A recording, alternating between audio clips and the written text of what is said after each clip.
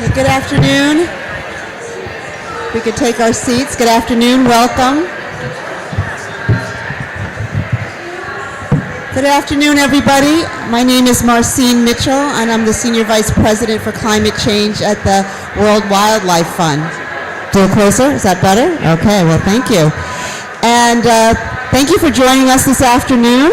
Today we're going to be talking about the Inflation Reduction Act and the built environment. And I am so pleased we have some great folks to talk to us about that, starting with Senator Ben Cardin from Maryland, which I am very honored to be able to call my home state right now. Thank you. Thank you, Senator Cardin. And we have Nate Holtman from the Global Center for Sustainability at the University of Maryland. And Mayor Eric Simmons from Greenville, Mississippi, who has a lot of great stories to tell us about resilience. I've heard a few of them, and I think you guys are going to be very impressed and inspired by what our mayors and our frontline folks are doing in this area. WWF has really been working on the area of resilience and adaptation, and we mainly came about it around disasters and disaster recovery. We were very concerned that when we had disasters, the immediate impulse of the communities was to use nature to, for building materials and making it a cycle of destruction, which made it more vulnerable to storms and droughts and then more destruction. And so we've really tried to work with our communities. And what we found there is that it is so important to think about this, not just from an infrastructure point of view, but also from a community point of view, and really bringing in people. We need education and knowledge sharing, and we need our communities who often have some of the best solutions for us to think through that. And I think also, one of the things that we are learning is that, and particularly as we talk about the Inflation Reduction Act, of how we can use nature as our first line of defense. I think we're trained to go to hard infrastructure and how do we build walls around ourselves to protect ourselves, but there are other solutions that are often more effective, more sustainable, and less expensive. So I hope we'll have a chance to talk about natural solutions as a way of making ourselves become more resilient, as well as involving our communities. But having said that, I really want to turn this over to Senator Cardin to get us started. Or Nate, are you going to get us started and then introduce Senator Cardin? I think that would be great. You can put us into perspective, and then we'll go through with the panel. Thank you. Thanks, Marcine, and yes, technically, on the run of show, I'll go ahead and introduce everybody, and then we'll just take it from there. But we're all here just to talk and listen to each other, and that's really the most important thing. But thank you, Marcine, for the opening, for the welcoming remarks. Thanks for all the stuff you're doing. It's really exciting and great, and lovely to be on the panel with you and all of these amazing panelists here. I'm excited to be working. To be moderating the panel today with all of these leaders who have been working in their own capacities across all levels of government, all parts of society, to help build up resilience in our communities. Of course, I'm especially excited to be sitting next to my senator, Maryland Senator Ben Cardin. Senator Cardin has served for 15 years in the Senate as a leading champion on the environment and climate change issues. Last year in Glasgow, we held a conversation in a safe space similar to this one on coastal resilience. And this year, Senator Cardin, we are excited to turn the conversation, as Marcy said, to the built environment to discuss urban resilience. We also have Greenville, Mississippi Mayor Eric D. Simmons, who I had the pleasure of meeting on Monday at the launch of our all-in economy-wide analysis, which demonstrates how, through an all-of-society approach, partnering city, state, business, and federal actions, we in the United States can achieve our ambitious goals. Mayor Simmons is the first African-American male and second African-American mayor of Greenville, Mississippi. Mayor Simmons has a long history of government work and truly reflects what climate leadership at the local level can accomplish. And his work has only begun as a co-chair of Mississippi River Cities and Towns Initiative, and you will see how much energy he brings to this topic in a minute. And we just heard from Marcine Mitchell, Senior Vice President of Climate Change at WWF, who are also excited to have here as a panelist.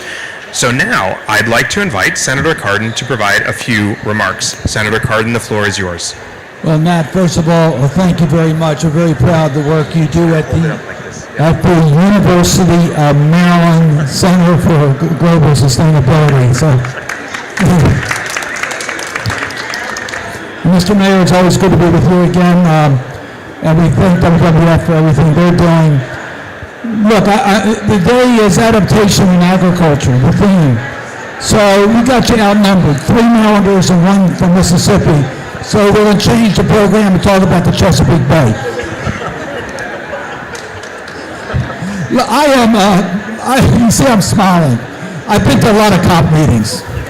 I've been here, I was at Paris. And Paris was so inspiring. We made so many commitments. It really was a coming together.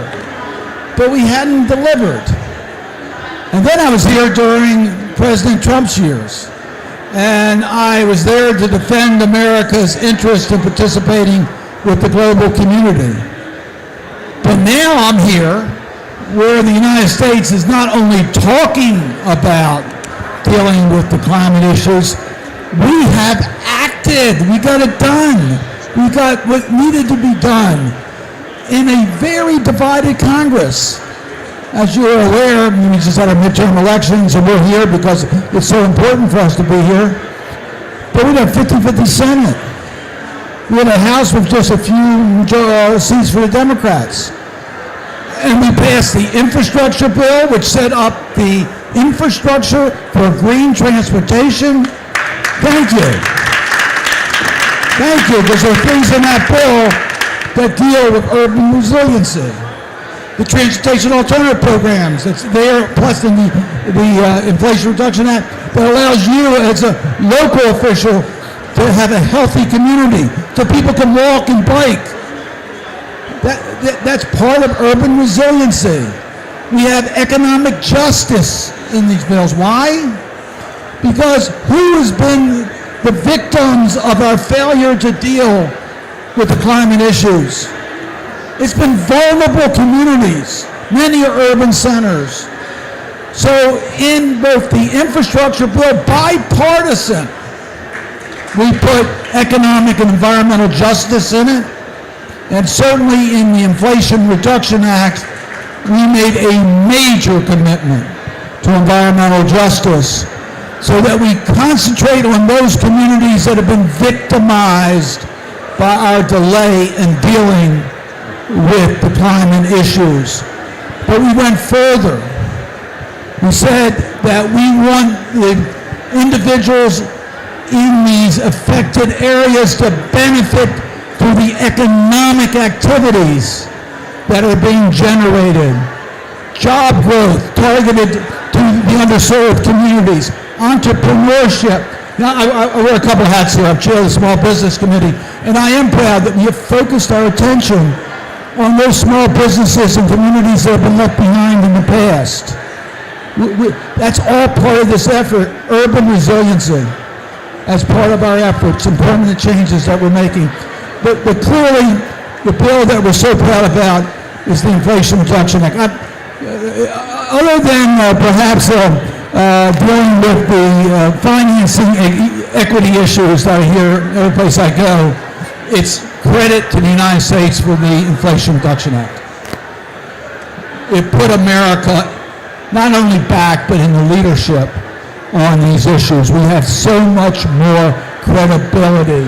$369 billion. Now, most of that's in tax credits. Now, why do I say that's important? Because they're not going to be changed. Even if the political winds in Washington vary, those tax credits are there, giving predictability to investors to invest in green technology, in green energy, in green transportation.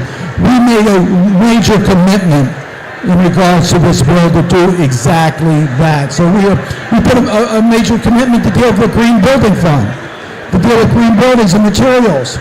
We have a green bank in here to leverage some additional monies. We went on to make it clear that the passage of this one single bill puts the United States on target to meet its greenhouse gas reduction commitments. This one bill does it. And that's a win-win-win situation. A win for the environment and global climate issues, a win for our economy because we're going to create a lot of good jobs and we're going to bring down energy costs, which is a huge burden for many Americans, and we're going to remove our dependency on countries that don't share our values because we're going to get off of those fossil fuels. All that is part of why we are so excited about the Inflation Reduction Act. I already mentioned the environmental justice components of this. That is just the start. Now, today, as I said, is adaptation in agriculture. And I will tell you, yes, we have to deal with adaptation. The realities are such. I just left the Pakistani delegation and the flood victims. It's horrible.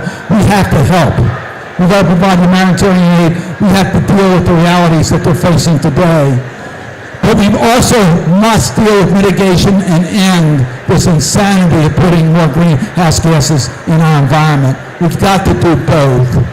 And yes, we took a major step forward on that, but we're not finished.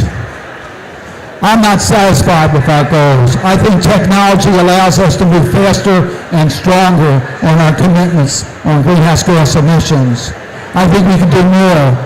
We already did a lot on the methane gas. The President implemented it by regulation he announced yesterday when he was here.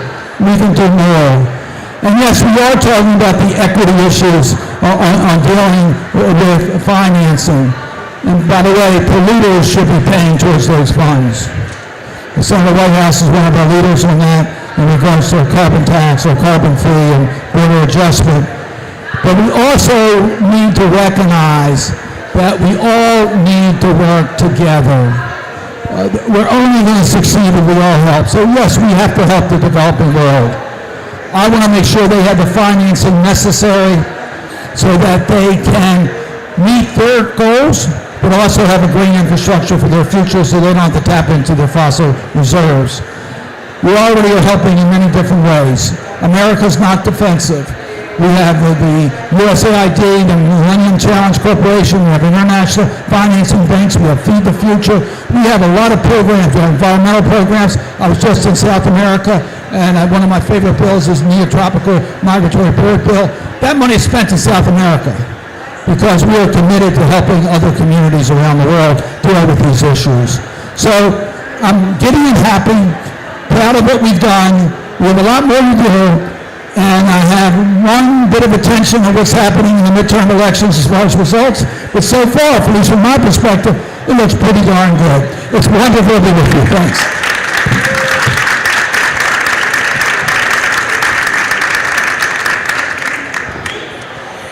Well, thank you so much, Senator Cardin, and thank you to you and your colleagues for delivering such a really truly transformational set of legislation, not only IRA, but also the Infrastructure Act from last year. It really does change the way that the United States will be able to achieve its target. As President Biden said, we are going to achieve our target. We are going to do it in a way that is equitable, just for everybody, and thank you so much for all the leadership. I'd now like to turn to Mayor Simmons, who I'd like to invite to provide a few comments. So, Mayor Simmons, the floor is yours. Thank you so much. If you're happy you at COP, clap your hand. If you're happy you at COP, clap your hand. If you're happy you at COP, please clap your hand and say, America is all in. Thank y'all so much. I just want to thank you all so much for being here. My name is Mayor Eric Simmons of Greenville, Mississippi, but I'm not here at COP by just a mayor alone. I'm a co-chair of a group of mayors on the Mississippi River Basin called Mississippi River Cities and Towns Initiative. And if we're going to do what Senator Cardin is talking about, addressing this global issue of climate, we can't do it one continent at a time, one country at a time, one city at a time. We have to work together. And so the theme is implementing together. And so with these group of mayors, Senator Cardin is a group of bipartisan mayors from the headwaters of the Mississippi, from Bemidji, Minnesota, all the way down to New Orleans, Louisiana, really have come together to do really innovative climate work. We've partnered with our global partner, America's All In, Kevin. Thank you all so much, WWF. Of course, Ducks Unlimited, Karen Woodrup is here, who is the Chief Conservation. Karen, you can stand up, please. She's the Chief Conservation Officer at Ducks Unlimited. And Ducks Unlimited is a conservation authority. And so what we've looked at is nature-based solutions. And we've looked at nature-based solutions for several reasons. First of all, the Mississippi River Basin, since 2005, have sustained over $230 billion in climate disaster losses, not including Hurricane Ida, but also including the 30-year drought that we're seeing right now, centered that's affecting the ag products right now. In Greenville, Mississippi, our water level is 7 feet. You can walk across the Mississippi almost. Barges are stuck. Exported grain and corn and wheat are not getting to market. So how do we really begin to solve this innovatively? And so we looked at nature-based solutions, Ducks Unlimited, 2 Degrees of Doubt, One Architect, Cargill, and a lot of the global companies that use that grain and move it to market have come together to say we're going to look at 66,000 acres of land on the Mississippi, nature-based assets. And we're going to make that announcement in this room tonight at 6:30 about those 5 projects, so please come and join us. But we're going to sequester over 160,000 tons of carbon in the near term and over another 320,000 by 2030 to help President Biden get 30% closer to his NDC non-power sector goal. And so those are some things that we're doing as a group of mayors. Thank you so much. As a group of mayors on the Mississippi River to sequester carbon, but also if we do that, we're going to limit methane release because we're going to be putting these lands in conservation status. And so they would not release methane if they were used in other uses. But more importantly, when we talk about ag products, when we talk about our community, when we talk about equity, it's going to create ecologically and economically sound projects right there in the Mississippi. So Greenville, Mississippi is a city about 38.6% poverty rate. And so what the senator said, the folks that really have the brunt of that impact are black folks right there on the Mississippi River. And so, the flood of 1927 came, had a great migration, sent folks up to Chicago. The flood of 2019 came and we had actually 37 sewer failures and 30 street failures right there, not in beachfront property, but where the water seeped underneath the levee and killed our sanitary sewer system, our wastewater treatment plant. And then COVID hit. And so these group of mayors are solving issues with nature-based infrastructure and also complementing it with the built infrastructure. I want to say this to Senator Cardin and the Senate and the Congress and what they did with the bipartisan infrastructure. These group of mayors helped champion a resilience revolving loan fund. It's a $500 million STORM Act, $100 million over the next 5 years. The STORM Act passed, but then under unanimous consent, it passed the Senate. Senator Carter, we thank you all. What it's going to do is create resilience with built infrastructure. When a hurricane hit New Orleans, we don't have time to really wait on FEMA to do disaster impacts or disaster assessments. When the flood is there in 2019 and my folks are saying, Eric, I need to flush my toilet and I can't flush, I ain't got time for your governor to declare a disaster. This resilience revolving loan fund is going to allow cities, not only on the Mississippi River, but it's all over the country, California with wildfires, access money quick, bounce back quick as a revolving fund and put it back in. And we've had several banks globally that contact us about how they can help because they see the nature-based infrastructures are helping complement the built infrastructure and how it can be more resilient and diversify their risks. Thank y'all so much for your time.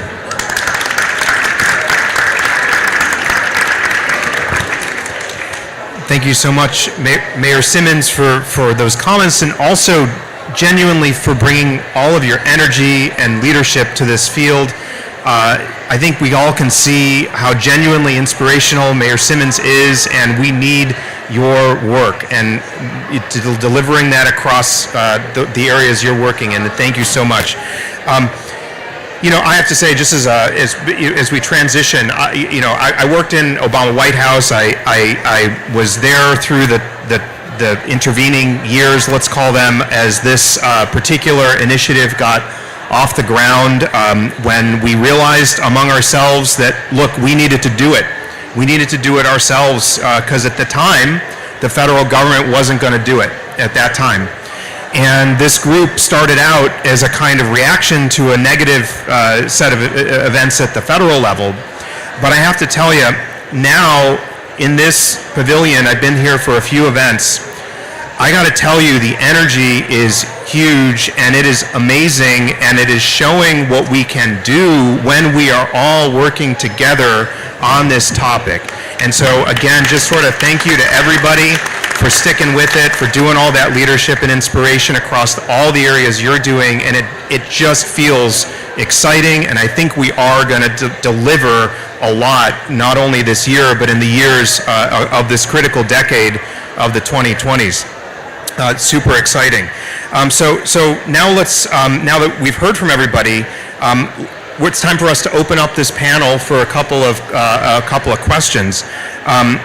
First, I'm going to turn to Senator Cardin, and just Senator Cardin knows this, but for you all, we're at the Center for Global Sustainability at the University of Maryland. We have a close working relationship with the state. We do a lot of work on resilience and adaptation plans. A lot of what we do, as some of you know from All In, is understanding how subnational, non-federal actors can work together to help raise national ambition.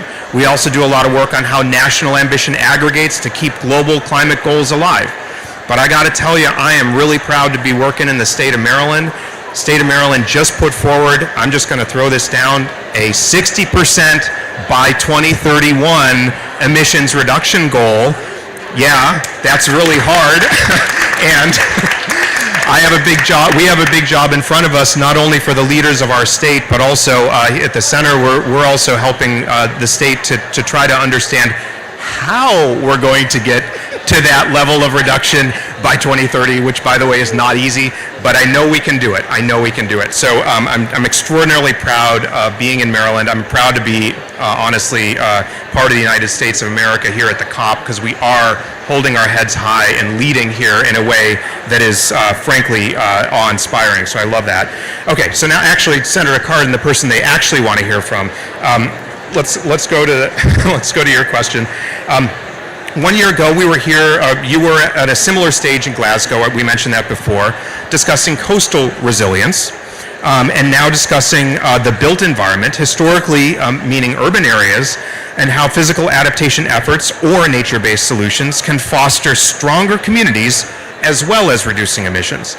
How can this year's historic laws, you mentioned before IRA and IIJA, how can those support resilience efforts in growing and expanding the built environment resilience? Well, thank you. Look, I came all the way here to Sharm el-Sheikh to here in Maryland to compliment the state of Maryland. That's good. I'm glad to hear that. So thank you for that. And the whole concept, and Mayor Simmons, you're absolutely right. We want to energize all players. So we need the local governments aggressively active, but they need the tools in order to get that done. We saw that during COVID, that we provided a lot of tools to local governments, and they were able to get through the COVID. If we're going to be successful in climate change, we need the creativity and commitment of all players. So the infrastructure bill and the Inflation Reduction Act provides significant resources. You mentioned what you're doing on wastewater. The largest single investment ever in water infrastructure was made in the bipartisan infrastructure bill. It was made to provide safer drinking water and more efficient wastewater systems. It was also supposed to be used for modernization, but we also want resiliency and we want affordability.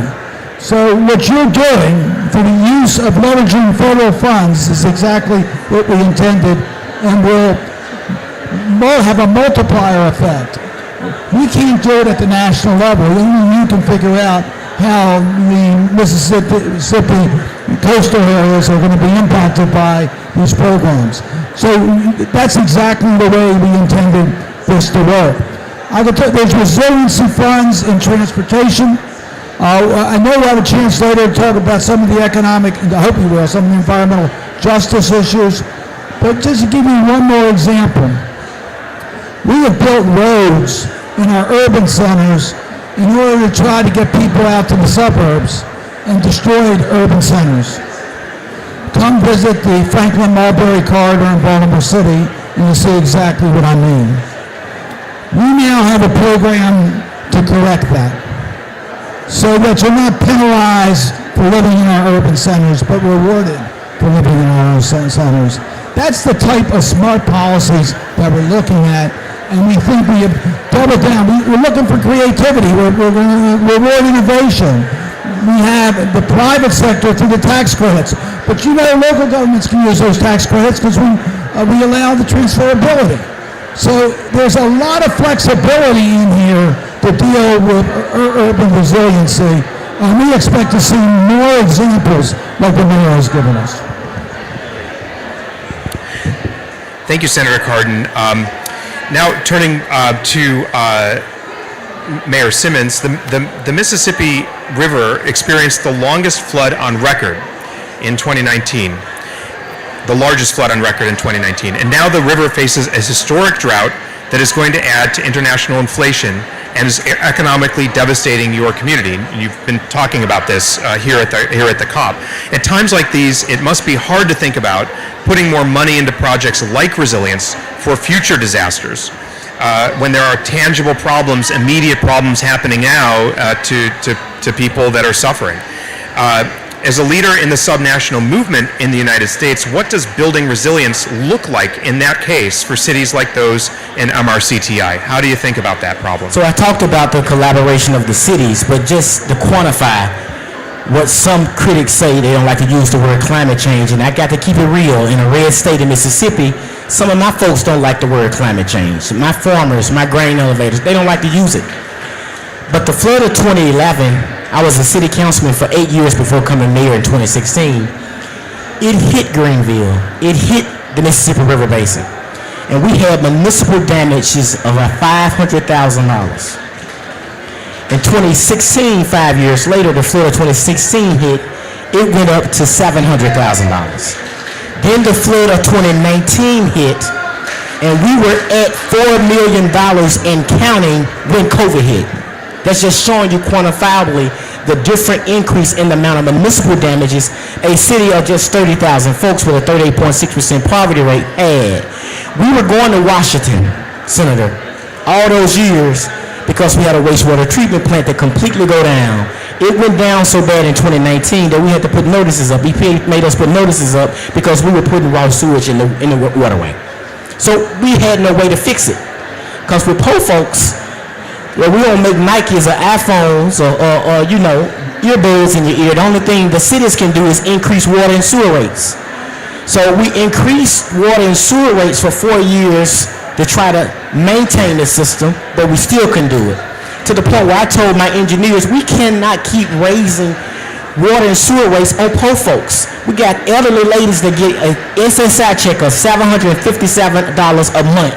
She's determining whether she's going to buy food or she gonna pay her water bill. So what do we need to do? We waited.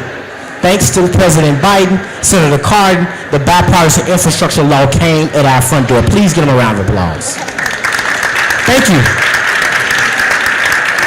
And so with that law, we're able now, a $40 million EPA partial consent decree went up to $110 million. We just got announced, we got, of course, direct funding to cities. We thank you for the direct funding versus stopping at the state door at a state like Mississippi. And we got $7.2 million. But then we were able to match that with sewer revolving fund money, ARPA money, to move that to $14.2 million. In 3 years, Greenville has spent $50 million on our sanitary sewer system. And we want to thank you. And that's helping those poor folks and people who see the climate risk all the time. So to get back to your question, the resilience is there. These federal vehicles are there. But what you are still seeing is the equity piece. And I know the senator is going to talk about that. MRCTI created an infrastructure facility to help cities like Greenville, because what you see around the country is these large-scale vehicles that are intended for small cities are less equipped to really grab the money. Greenville got 30,000 folks. We're the largest city in the western portion of Mississippi, but every city around me, we got the mall in Greenville, so everybody comes to Greenville Mall. But everybody around me got 300 folks, 1,000 folks, 500 folks. Their mayors come to work 2 times a month. That's when they have their board meetings. They don't have an engineer. They don't have a team, a grant team. And so we have to make sure technical assistance is there. MRCTI did a really good job in getting us Arnold Palmer, a law firm in D.C., some engineers out of Baton Rouge to help us put together applications for our and also information, bipartisan infrastructure to let us access these monies. So they help those small communities. And so technical assistance is important. I'd be remiss if I did not thank Secretary Vilsack, who came to Greenville along with Congressman Thompson to announce the Rural Partners Network Program. And the Rural Partners Network Program is a program that talks about a whole of government approach where EPA, FEMA, USDA, and everybody is now working together. In a city like Greenville, a lot of our cities, if we got a sanitary sewer system, how EPA is not talking to FEMA and FEMA not talking to USDA. And so the Biden administration has announced this Rural Partners Program. We are a part of it, and we've seen $2 million to help not only with housing, but other things with sanitary sewer and infrastructure. And so we want to thank this administration, thanks this senator on this stage, and thanks to folks who voted for the bipartisan infrastructure law to help small communities and all of our communities in America. Thank you. Thank you, Mayor Simmons, and just a reflection on this, can you hear how that all played out? Like, we've got climate leadership, climate-aware leadership in place, working on this problem, working the problem at the local level, trying to pull together all the needs of taking care of the people there. Didn't have necessarily all the resources you needed, but that's where the all-in strategy comes to play. We're all in. It's the subnational actors. It's the non-federal actors.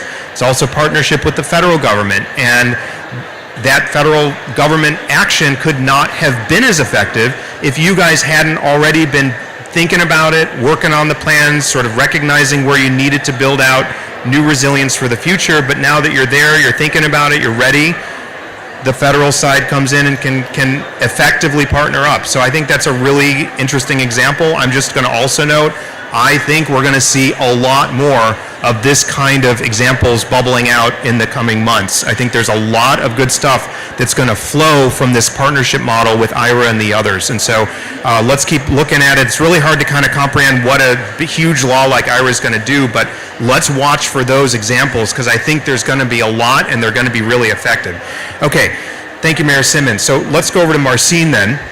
So Marcin is the leader of the climate team for WWF in the United States. Your organization has a lot of experience in adaptation and resilience dimensions, not only in the U.S., but also in many places around the world. You think about it in a lot of diverse ways, from the nature side, from the community side, from lots of different angles, how it dovetails with the COP, all those kinds of things.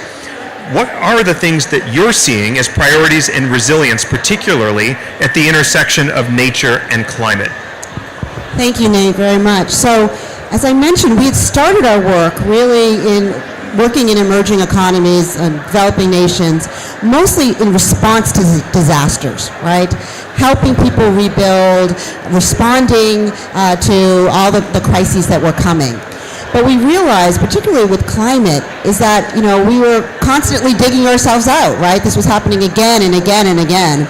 And there was not enough resources. As you said, 1 year cost $1 million. The next 2 years it was $2 million, and on and on. And these countries really didn't have it. So it was about working with the communities and really listening to the voices, because they started to say, well, what can we do to make ourselves less vulnerable to some of these things, right? And we start working with them. And with nature and nature-based solutions, because again, these are countries that didn't have a lot of money to throw out. These are kind of the same lessons we learned in some of our poorer communities. You don't have a lot. You have to be innovative. You have to think about your resources. And so we started looking at some of those nature-based solutions, such as we worked in Belize and Madagascar and Fiji, and they had mangroves, right, as part of their natural landscape. And what we found was that mangroves could could make a big difference if you built them up in terms of protecting a community against the storm surges that came with hurricanes. Won't stop the hurricane, but the storm surge, which is what comes and floods you and destroys your community, the mangroves could really help with that. And then on top, there were additional benefits because mangroves are like little nursery for fishes. And so all of a sudden, there were fishing communities and they had alternative livelihoods that came from building in these nature-based solutions. So this is one area we always think in the West of importing ideas to the global South. But these are some places where we can take ideas from the global South and import them to the West. So when we start thinking about our infrastructure and ours being resilient, we not need to go directly to this idea of throwing money at it with big infrastructure, but think about what kind of nature-based solutions we can use here in the West. So particularly around water. Nature-based solutions are particularly effective of water, whether it's hurricanes, whether it's flood, whether it's wastewater treatments. Instead of, or in addition to our seawalls and our levees, let's keep our salt marshes. Let's keep our grasslands. Let's keep all of these things that, and build in a way that things can get flooded, that can be absorbed before they even hit, right? And we'll find that because these storms are coming, it's not letting up, at least not in the near future. So this is a way for us to be prepared, and it will cost us a lot less. So I want to say that. And then the final point I'd like to make is that, of course we can't do everything with nature-based solutions. And there's going to be what we call gray infrastructure or hard infrastructure. But we need to stop building our infrastructure looking at the past. We need to look at the future, which is going to be very different than the past, and we need to build for that future. So whenever we put in infrastructure, no matter what it is, there should be no infrastructure that we put in that we don't think, how can we make this resilient? How can we use natural solutions in conjunction with this, right? How can we make this for the types of storms, droughts, and heats that are coming? So for example, in our cities, let's look at, we know it's going to get hotter. Let's look at ways we can cool those urban centers. We need to pull trees in. We know that the difference between the suburbs and the inner cities can be 10, 15 degrees just because of tree cover. We know that we can put green on our roofs to absorb some of that heat. We know that we can use passive air conditioning by using shading and open. This is all in the built environment, so we can use the infrastructure build, not to build the way we did, but building knowing these things are coming. And we can put in cooling centers to protect our most vulnerable. So let's make sure that as we build, we think about the future and what the future is going to look like and not just build to the past. Thank you.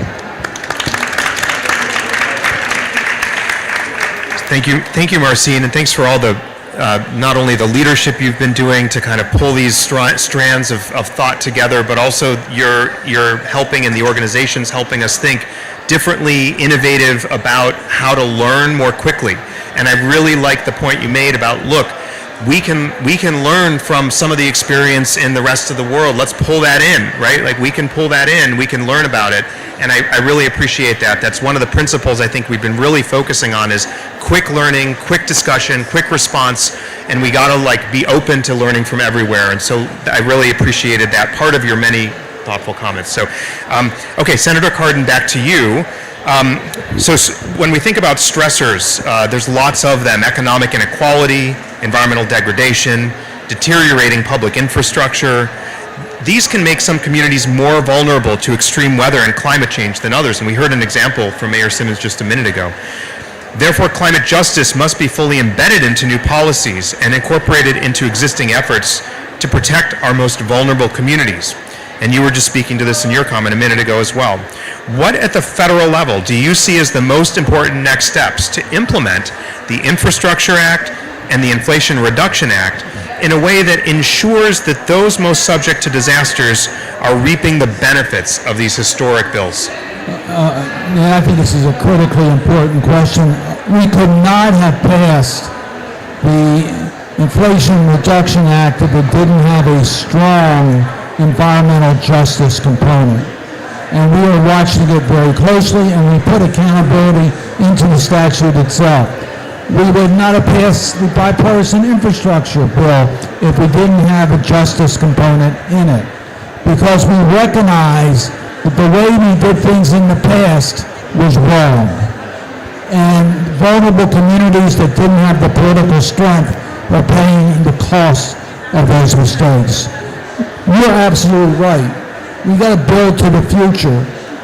That's why if you look from a governmental construction point of view, on public buildings, on transportation, on water infrastructure, we have been very directive that we're building to the future, and that is to be carbon neutral, net zero, as well as efficiencies, as well as impacts on communities. So you're absolutely right, and I think we've done a very good job as far as public construction.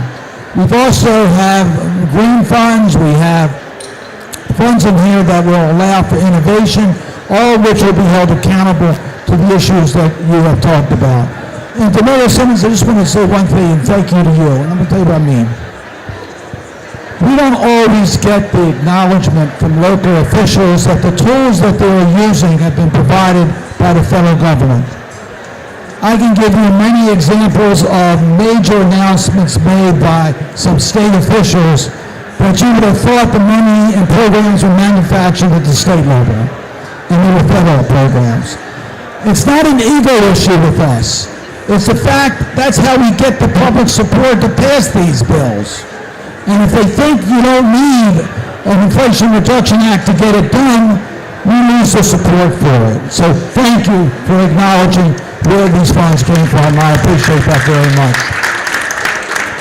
So to answer specifically the point about environmental justice and vulnerable communities, in the bipartisan infrastructure package, at President Biden's insistence, we are going to remove lead from pipes, the last connectors to homes and businesses. Now, who do you think is suffering as a result of us not being able to do that? These are poor folks. They have no choice. So we are recognizing that here's an opportunity to do something to make up for what we've done in the past. That's in this bill. I've been the principal sponsor and proponent of the transportation alternative programs.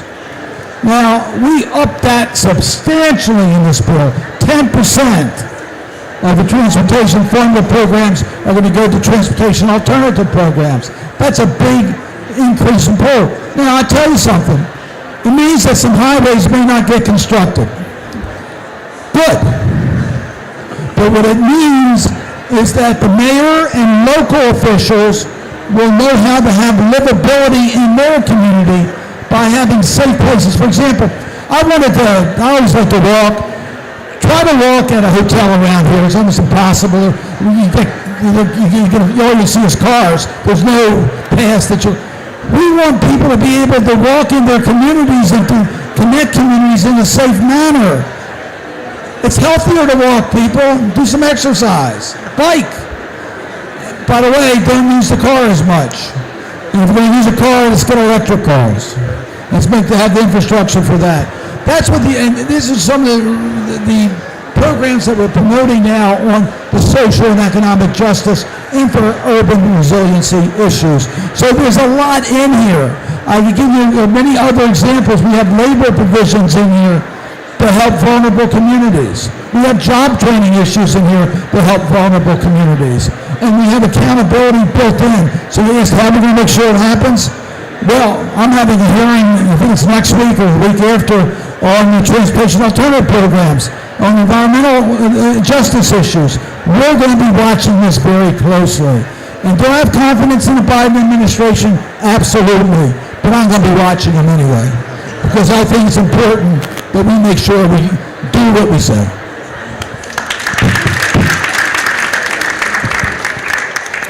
Thank you, Senator Cardin, for that, and it is, genuinely exciting to be seeing these pieces coming together. We've known for a long time that we weren't doing it right.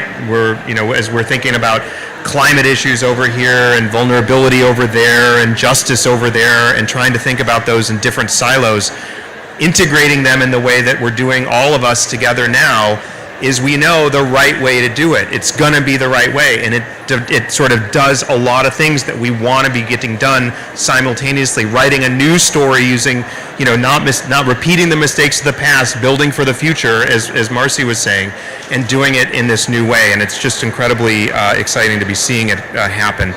But of course, noting we got to keep doing it. We got to keep watching. So thank you for that as well. Okay, so.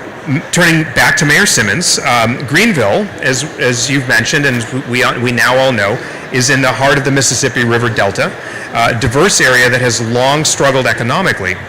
Building off the previous question to Senator Cardin, how do you see the Infrastructure Act and the Jobs Act, Infrastructure Investment and Jobs Act, as well as the Inflation Reduction Act, helping your community? Now, okay, you already answered that partially, but welcome to speak more on it. And from in your perspective, what needs to happen, similarly to what I asked Senator Cardin, to ensure that these historic investments are realized in cities like Greenville? What do you need from them? Well, I think we have to first acknowledge the success of the administration, like the senator said, and thank them. And we got to do it not only at the local level, but at the state level. Unfortunately, we had a governor that sent back $130 million of the rental assistance program money.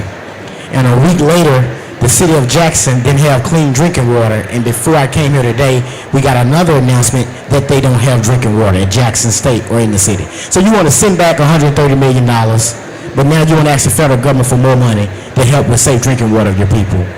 More importantly, you want to say that the reason that you have a surplus is because of good fiscal responsibility. But the reality is the historic investments that we've seen with the Biden-Harris administration. $4.4 billion came to Mississippi. And we have the largest amount of money in our treasury now because of this administration and of you, Senator Cardin. Let's give them a round of applause again. We got to keep doing that. We got to keep doing that, because that's how our cities are going to become more sustainable and more equitable with our federal government.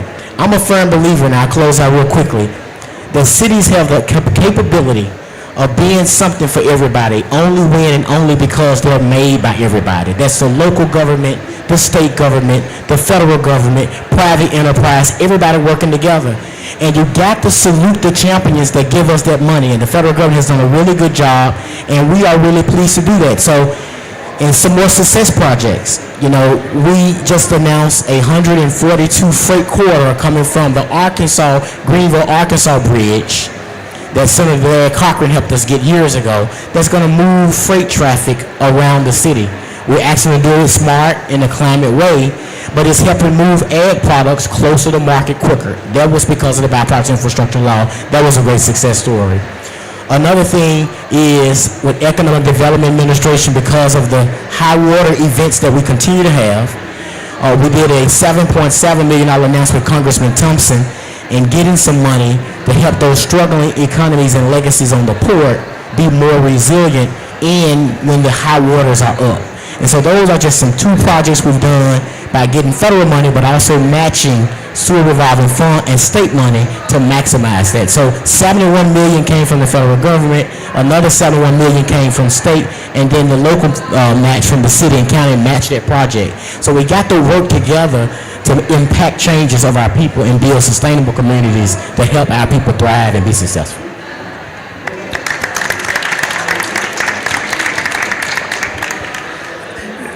Thanks, Mayor Simmons, and again, it is good to see the positive impacts of this partnership sort of unfolding before our eyes, and your comments on how to make that improved. I think we'll all do well to kind of keep thinking about that.